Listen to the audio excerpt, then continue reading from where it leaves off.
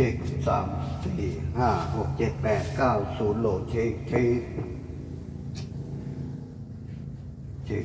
2สวัสดีครับ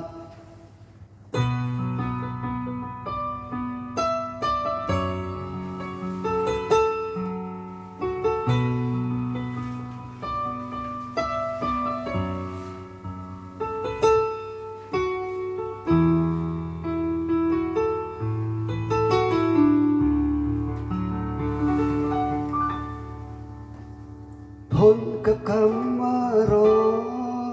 น้องลาบ่เคยสนใจอายเฮ็ดดีปานใดหัวใจบ่ยอมหาฟังหมดความหวังหัวใจเจ้ามีคนอื่น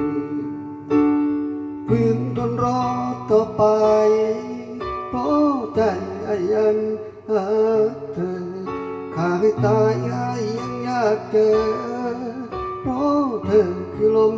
หายใจหมดสุดท้าย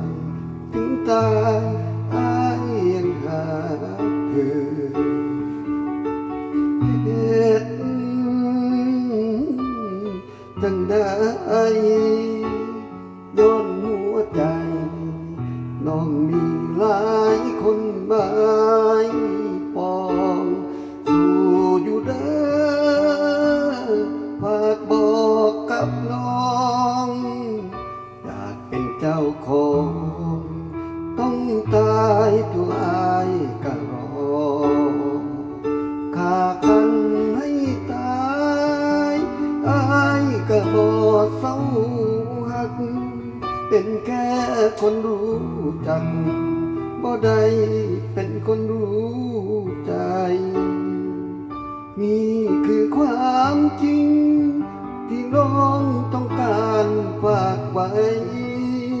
คำว่าคนรู้ใจ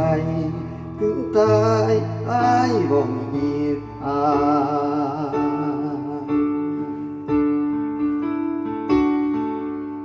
หูอยู่เอาไกลกันอ้ายเหมือนทางดินแดงน้องเปรียบเหมือนดังทางด่วนอดเอาเด้อปลอบใจพ่อมวลยานหัวใจส่วนดวงตาพากันมอง